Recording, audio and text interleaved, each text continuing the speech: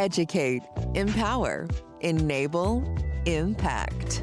Thank you for tuning in to That Will Never Work podcast, where we share inspiring information and personal experiences related to business and the entrepreneurial journey from those who are leaders in their respective field.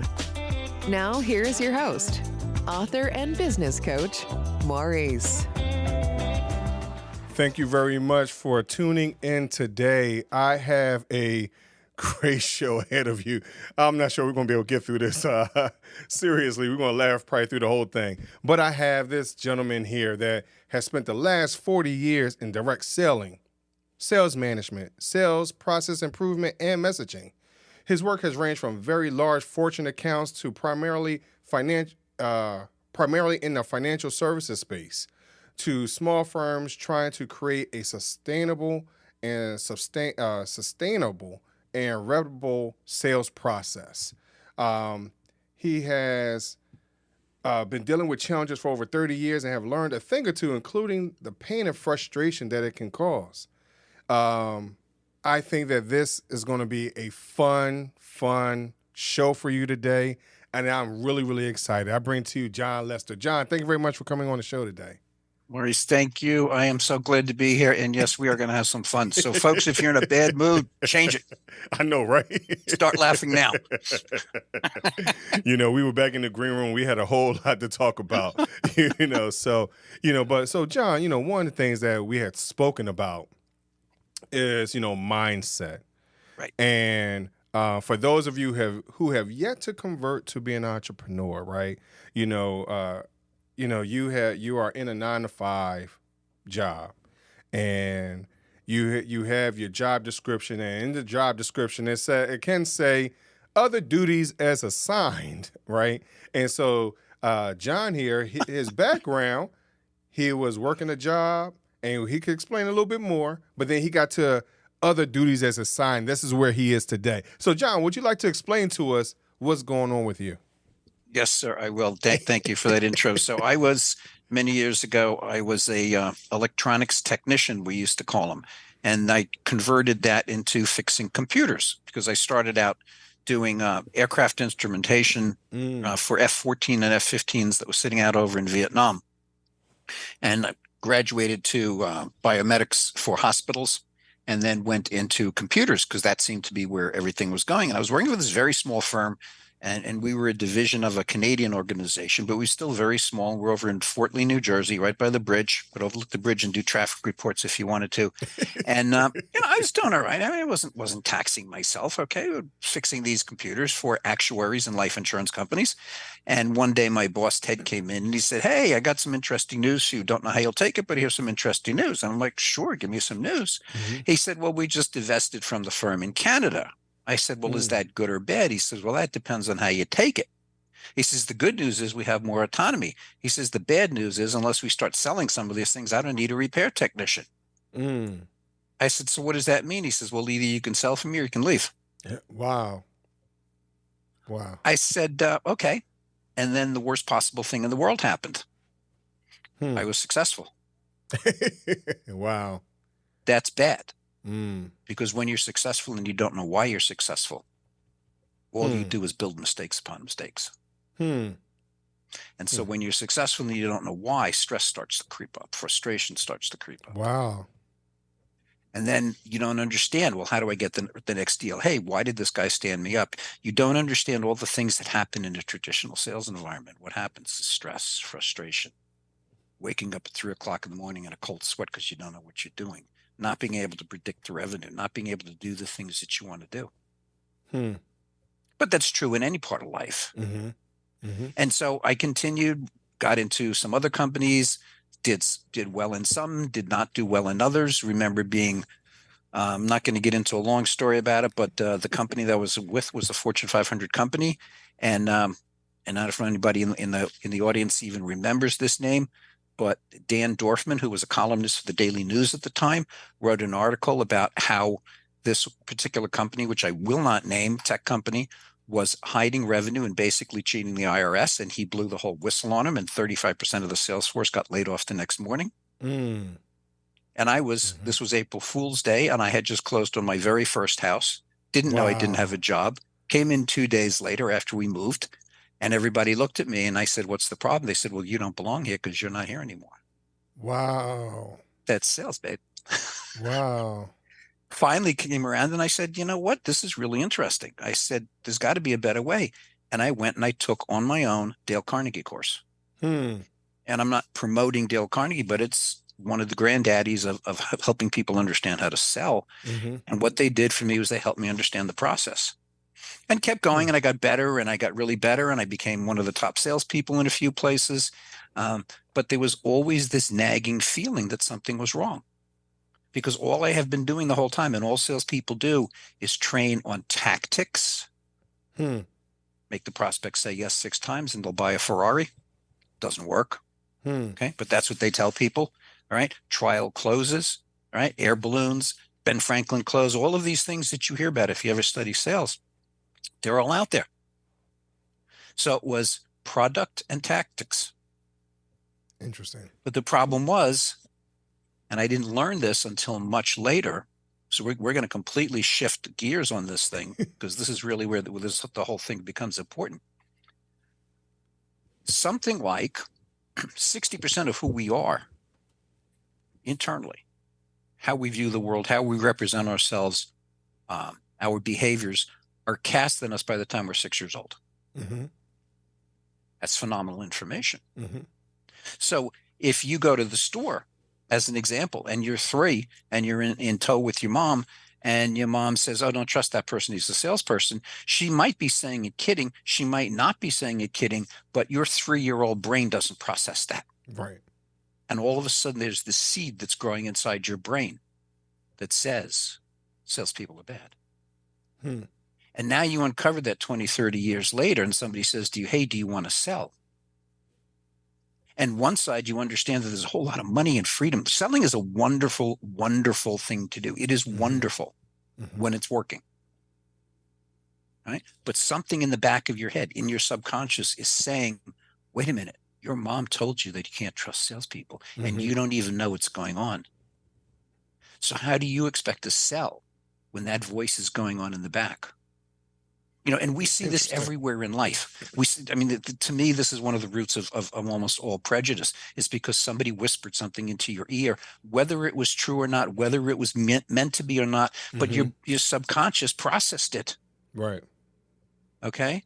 It was, and I'll tell you just one quick story. We had the opportunity to go to Russia in the 70s, the 1970s, because my father was originally from there, yet he carried an American passport.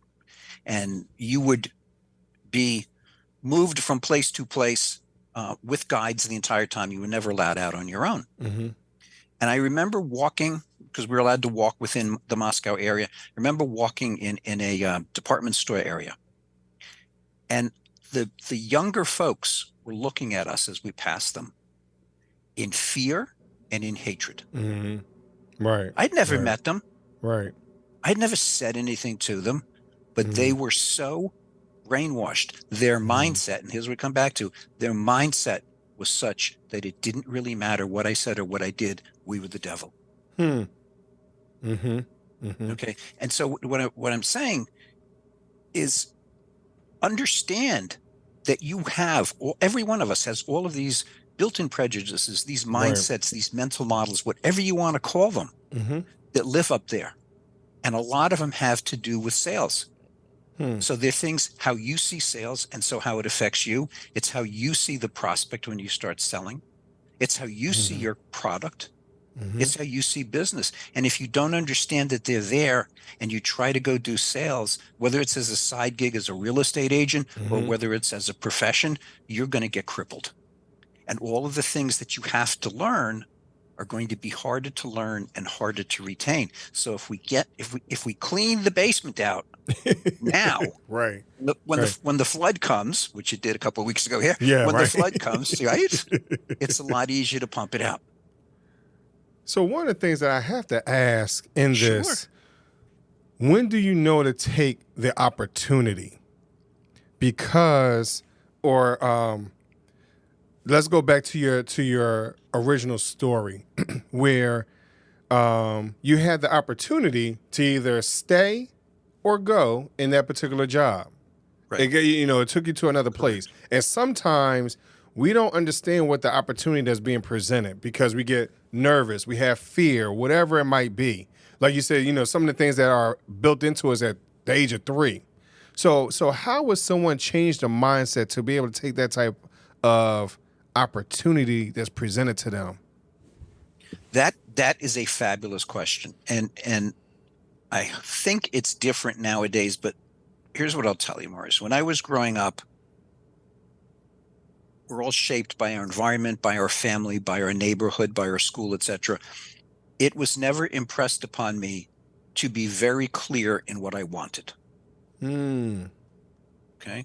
There were some of the kids that I knew whose parents did that. My parents didn't do that. Again, this isn't right or wrong. All right. But there's, you speak to a bunch of experts in this, and it's really fascinating to me that they say they're basically three groups of people. There's the hand-me-down money, so that not the nouveau riche, but the traditional money, people that understand how to make and keep money. There is the poor, and we're not going to grade them any other way but that. But there is so people that don't have opportunity. All right, and then there's the middle class. And the worst off of all three is the middle class, because the rich are taught how to handle money from a very early age, and it's ingrained in them until they're in their 20s, constantly by their family, by their structure. The poor, if they're good and if they're lucky, have this insane desire to be something different, and they will fight like dogs to get it. Right. Okay. Right. And we see cases of this everywhere. Yes. We see it in sports. We see it in politics. We see it in business. And give me a break. Jimmy Carter was a peanut farmer, guys. Right. He was a peanut farmer. Oprah Winfrey was raped by her own family members at what, 16 or 15? Something like that. Yeah. Okay. But they overcame that. The middle class lives in this world of, oh, it's okay, it's not okay, I'll always be taken care of.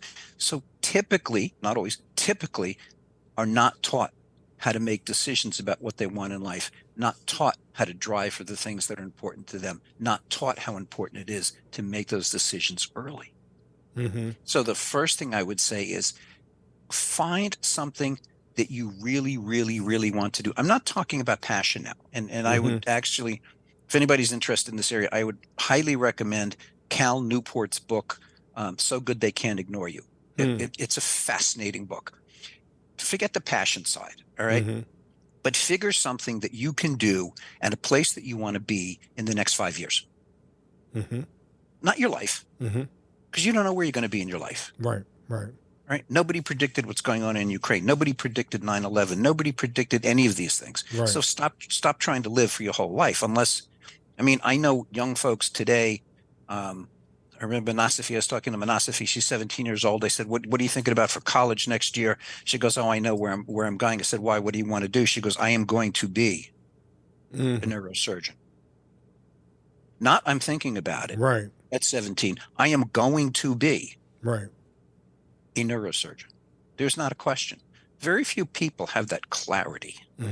So figure out what you want to do for the next 3 to 5 years. Figure out something ridiculous. Figure out something big. Figure out something where you can say, yes, I want to do that. No, I don't. And then when the opportunity arises, ask yourself, is that the correct opportunity for where you want to be in 3 to 5 years? If I'd really understood what I wanted and I stayed true to it, I would have said to them, I'm sorry, but I can't stay. Okay? I would have said that. Wow. So one of the things that when we look at 3 to 5 years, we're trying to project out whatever steps we're taking to get to that point, right? You know, and sometimes we have to allow ourselves to dream, whatever it is, right? Write it down on our vision board, all that type of stuff. Right. And sometimes that can look larger than what it really is. And so we get fear, we get anxiety and things like that. So how would you suggest for someone to come off of that, to weed through the weeds, if you will, so they can get to the objective? Because sometimes that 3-year-old self comes out, because our parents had fear for whatever reason. You know, our grandparents, our uncles, our cousins, even sometimes we're taught that in school, you know, going to school. You know, so how would you suggest for someone to weed through all the noise to get to their objective? So let me. I'm going to give you two because I love these things. I really do. So I apologize to your audience. It's going to go, why is this guy going on like this? He's crazy. Yes, I am crazy, folks. It's certifiable. Don't worry about it. There's this, you know, the ridiculous story of the man who falls off a 100-story building. Mm. And as he's falling, 63rd floor, woman sticks her head out of the window. She goes, "Hey, how's it going?" He looks back at her and goes, "Pretty good so far." We will all hit the last quarter inch. Mm-hmm. Somebody upstairs knows when. They haven't told us. They're not going to. Okay? So don't worry about that. Mm-hmm. Okay? Don't worry about it. To me, the only thing you can really say should be certain in your life are your values. Period. Because that is who you are, and that is who you need to be, and that is, you know, that's how you're going to be shaped for your whole life. But relative to things that you do, just get up and try it. What's the worst thing that's going to happen? Mm-hmm. You're going to get laid off. The boss is not going to like you. The dog is going to mess on the carpet. I mean, give me a break. I mean, just understand that what's so insane about the world right now is that there is more opportunity than we could even begin to understand. Mm-hmm. And the opportunity, which is really interesting, is not given to the people that stay the course on a corporate track. The opportunity is given to the people who nowadays are going out and getting it, going out and kicking and screaming and fighting and saying, "No, I have every right to this. It is mine." Mm-hmm. Mm-hmm. As long as you're doing it morally correctly. All right. Mm-hmm. Don't go and take from somebody else. That's not what I'm talking about. Right.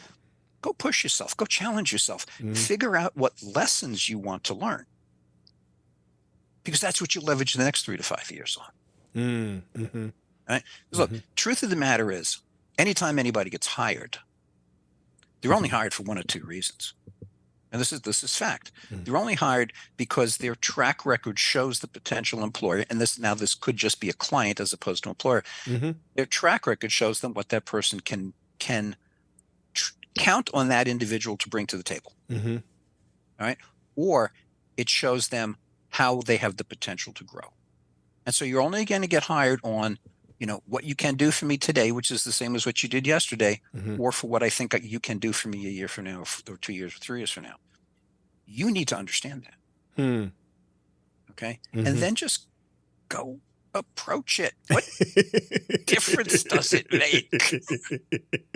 Besides, you meet lots of really cool people along the way. I mean, Right. You know, and so given this analogy of these two individuals, right? You know, you have this place where it says, you know, what do you mean two people in a room, one walks out sold? What is that idea? What is that mindset? Where does that come from? Friday night, you finished working at 6:15. At 6:30, your wife goes, "Maurice, yes, dear. What do you want to do about dinner tonight?" "I don't know. What do you want to do about dinner tonight?" "I'm thinking Mexican. I'm thinking Chinese." So there's a dynamic Mm-hmm. where one person will say, "You know what? I'll agree with your perspective a tiny bit more than I'll agree with mine in this case for this minute." This happens every single time there's an interaction with two human beings. It happens every week with me. Literally. Right? And it's not, nobody said, "Oh, you're being sold." But just understand that we have the ability and we are in a position to influence another individual's perspective Mm-hmm. every single time we come in contact with another individual. Okay? And I'll give you one of the simplest ones there is. You walk into a room, there's a stranger.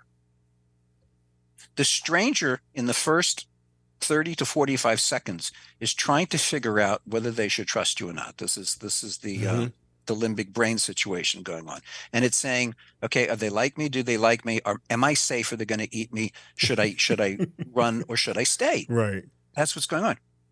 How do you turn that around? How do you convince that person that you're good? Mm.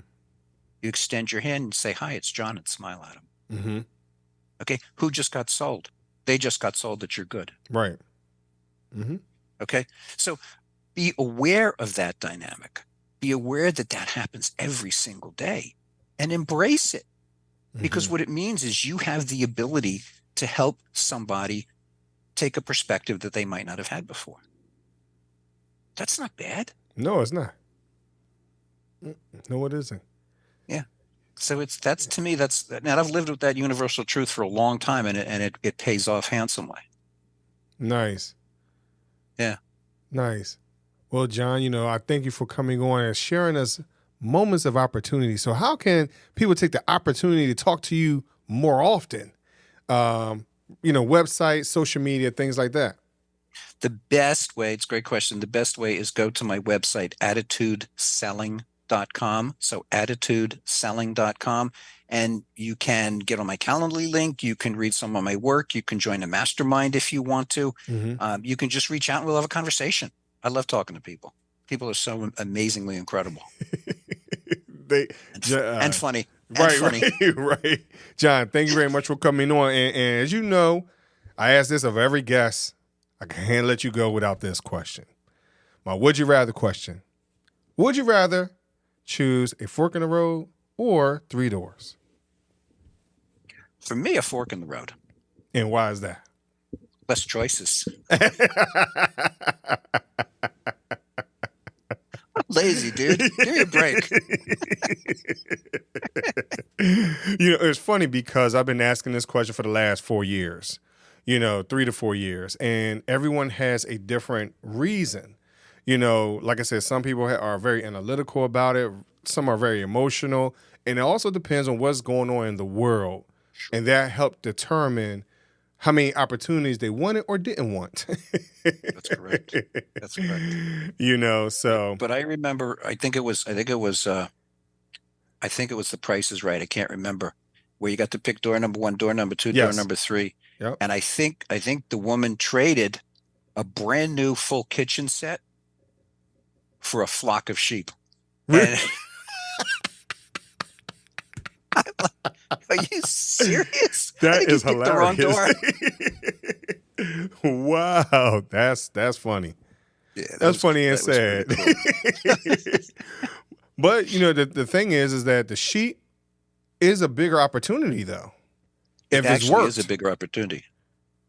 Yeah, but I think she lived in Brooklyn in a studio. Oh yeah, no, apartment, then so that wouldn't work. That won't work. she would stay warm for the winter, but Right. it might smell. Right.